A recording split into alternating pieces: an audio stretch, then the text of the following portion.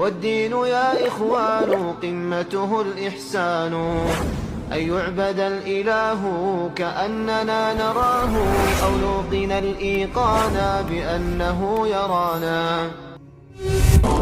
ከኔ የሰሙ ወንድሞቼ በሙሉ ይህን ታሪክ ለሸሪዓ ፍቅርና ከበሬታ ላለው ሰው ሁሉ እንዲያስተላልፉ ፈልጋለሁ። በግድ እንዲሰማ አታድርጉ። እህትን ወይም ወንድምህን በግድ ነው ያሰማሻለሁ ብለህ በግድ እንድትሰማ አታድርግ። በምክር በተግሳጽ መልክ ነው ልታስተላልፍ የሚገባ። ታሪኩ ወይም ገጠመኙ እዚህኛ ጋር የምትሰራ አስክሬን ጀናዛ ጣቢ እህት ናት የገጠማት። አሁንም ድረስ በዚሁ ስራ ላይ አብራን በመስራት ላይ ናት። ድምጿንም በሞባይሌ ቀርጬ ይዤዋለሁ። እሷ ሳታውቅ በድብቅ አይደለም የቀረጽኳት። ታሪኩን ስትነግረኝ በድምጽ ብቀርጽሽ ፍቃደኛ ነሽ ወይ ብዬ ጠየቅኳት። ቅረጸው፣ የሚሰማ ይስማው፣ ነገር ግን በህዝብ ላይ በስፒከር አትልቀቅ አለችኝ። እናም በቀጥታ በድምጽ ሰምቶ ማረጋገጥ የሚፈልግ ሰው መጥቶ ሊሰማና ማረጋገጥ መስማት ይችላል። ታሪኩ አይምሮአችን ሊስለውና ሊያስበው ከሚችለው በላይ የሆነ በጣም አስደናቂ ገጠመኝ ነው። ያ ሼህ የሴቶችን ሁኔታ እንዴት ነው የምታውቀው? ከዚህ በፊትም እንዲህ አይነት ሁኔታዎችን አውቅተህናል። አንተ የሴት ጀናዛ ታጥባለህ እንዴት ትሉኝ ይሆናል። በፍጹም እኔ የሴት ጀናዛ አላጥብም። ነገር ግን የሴቶችን ቂሷ የሚደርሰኝ እዚህኛ ማዕከል ውስጥ የሴት ጀናዛ ከሚያጥቡ እህቶቻችን ነው። አንዳንዶቹ እንደውም ሊነግሩኝ ይፈራሉ። እኛ ጋር ከ20 ዓመታት በላይ ጀናዛ ያጠበች ሴት አውቃለሁ። ግና ገጠመኞቿን ለመናገር በጣም ትፈራለች። የሟችቷን ገበና ያጋለጠች ያዋረደቻት እየመሰላት ትፈራለች። እኔ ደግሞ ስሟንና ማንነቷን አትጠቅሽም፣ የምትነግርኝ የተከሰተውን ክስተት ብቻ ነው እላታለሁ። እንደዛ ብያትም ለመናገር አትደፍርም። ለማንኛውም ተከታዩን ገጠመኝ አድምጡ። ከለታት አንድ ቀን ጀናዛ የምታጥብ አንዷ እህት ደወለችልኝና የቀይ ጨረቃ ሐኪሟን በአስቸኳይ እንድትመጣ አድርግልኝ አለችኝ። እኔም ለምን ምን ተፈጠረ አልኳት። አንድ ጀናዛ ሕያው ናት፣ ላጥባት አልችልም አለችኝ። እንዴት? ከሕክምና ጣቢያ የመሞቷን ማረጋገጫና መቀበር እንደምትችል ፍቃድ ቀርቦ የለ እንዴ አልኳት። አዎ ልክ ነህ ቀርቧል። እነሆ ሴት ልጆቿና እህቶቿም ካጠገቤ ናቸው አለች። ጥሩ፣ አንዷን ልጅ ላናግራት፣ ስልኩን ስጫት አልኳት። ሰጠቻት። ልጄ ምንድነው ነገሩ አልኳት። ልጅቷ እያለቀሰች ስለ እናቴ ምንም ልልህ አልችልም አለችኝ።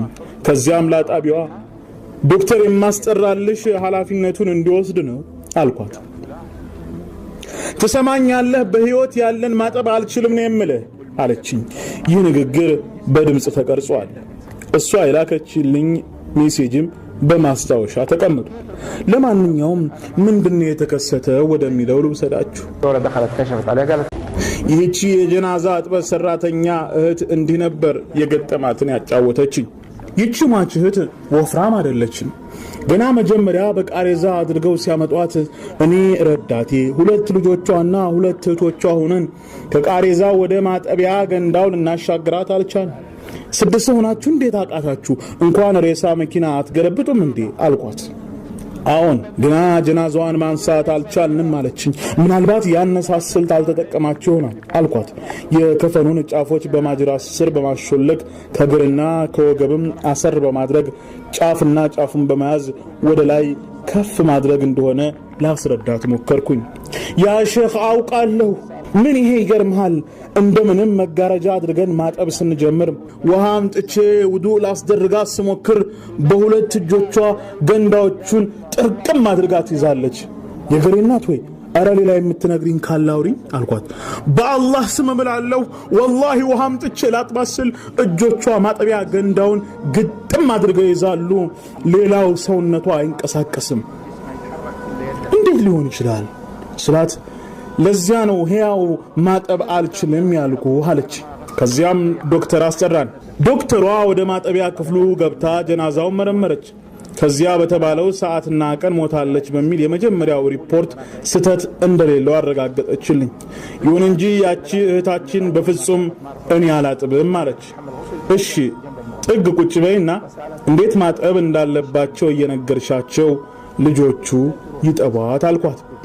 ትልቂቷ ልጇ ግን ከገንዳው ላይ አድርገው ማጠብ ሊጀምሩ ሲሉ ምን እንዳየች እንጃ እሷም ማጠብ አልችልም ብላ ከአጣቢዋ ጎን ጥግ ላይ ሄዳ ተቀመጠች። በዚህን ጊዜ አጣቢዋ ልጅቷን ጠየቀቻት። እናትሽ በሕይወት ሳለች ሐሏ እንዴት ነበር? ጓደኞቿ ምን አይነት ናቸው? የት ትሄድ ነበር? በማለት ጥያቄ አቀረበችላት። በመጀመሪያ ላይ ምን ከተተሽ እዚህ ውስጥ?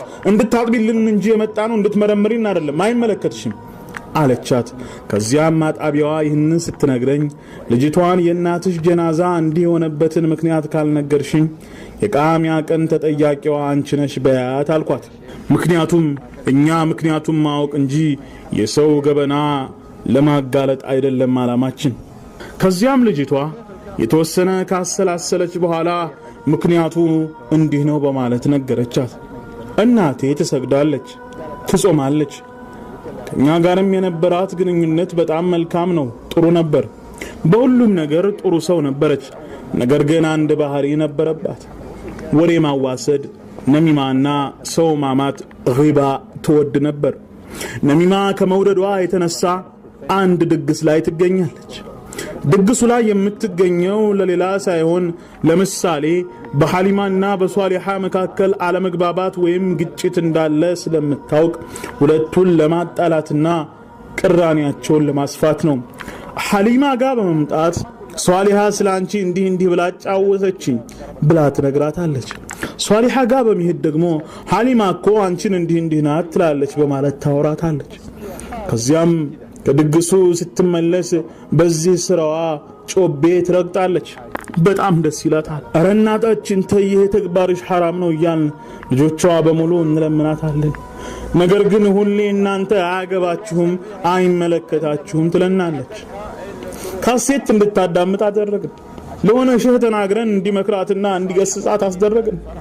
ሁሉም ከንቱ ልፋት ነበር።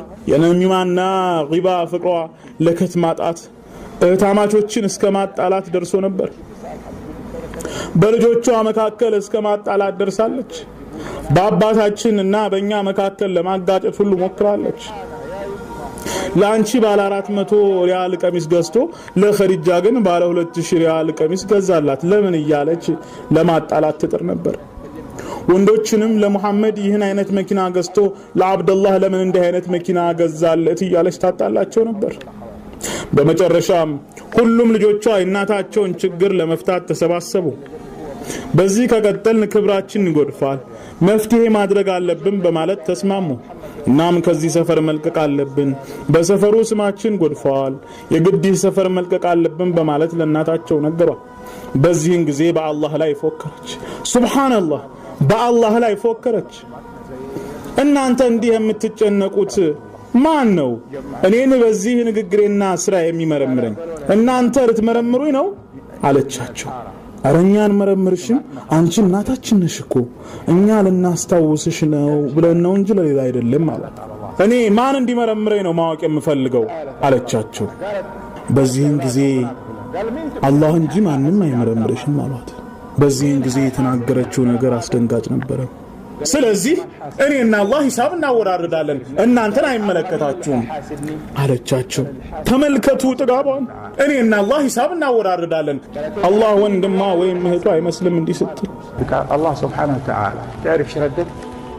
قالت اني عارفين ان الله هو اللي حاسبني، انتم ما لكم شغل، انا والله نتحاسب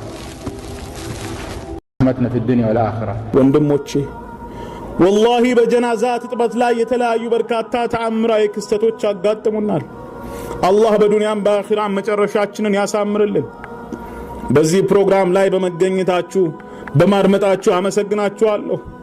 አላህ ይህን ስራ እርሱ ዘንድ ተቀባይነት ያለው አድርግልን። ወሰላሙ አለይኩም ወራህመቱላሂ ወበረካቱ። اجعل هذا العمل خالص።